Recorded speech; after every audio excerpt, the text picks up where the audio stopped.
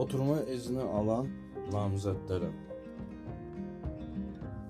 vergi ödemək üçün, göç idarəsi vergisi ödemək üçün Google'dan GİP yazırsınız. Buradan Gəlir İdarəsi Başkanlığını seçdikdən sonra dijital vergi dairəsi var. Burada hızlı ödemələr seçəsiniz. Aşağıda göç idarəsi, ikamet tezgahı, harç ödeməyi girdikdən sonra tahakkuk numarası. Başvurunuzun birinci səhifəsinin ən aşağısında tahakkuk numarası var. Mən əvvəlcədən kopyalamışdım. Onu kopyaladıktan sonra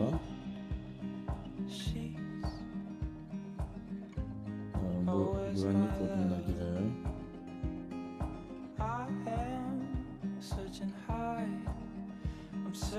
Burada çıxır hamısı və ödə seçdən sonra bunu Google'dan girdiğinizde tek problem nedir bilirsiniz? Kart numarası değil ama kart numarası çıxır. Siz en yaxşısı Google Store'dan, Play Store'dan GİP yazırsınız. Bunu yükləyirsiniz. Yüklənənə qədər sizə göstərim. Burada tahakkuk numarası var. Birinci səhifədə tahakkuk no yazır. GİP ödeme tutarı da burada gösterilir. O numarayı verirsiniz. GİP yüklüyorsunuz Play Store'dan. Play Store'dan girirsiniz.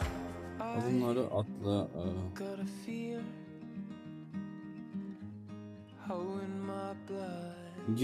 giriş yapmanıza gerek yoktur. Burada aşağıda hızlı ödemeler var. Hızlı ödemelerden yeniden göç idarəsi ikamet tezkeresini seçirsiniz. Tahakkuk numarasını yazırsınız. Güvenlik kodunu yazırsınız.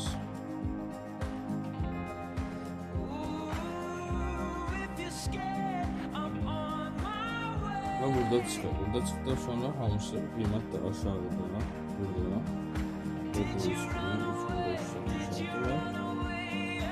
ödemeye seçtikten sonra bak gördüğünüz gibi burada kart numarası görürsünüz. Kart sahibi adı. Sonra ödeyi seçirsiniz. Ama her bank kartıyla olmur. Vakıfbank, Ziraat Bankası, Halkbank'la ödeyebilirsiniz. Ve eğer sizde kart yoksa PTT'ye gidip PTT'den ödeyebilirsiniz.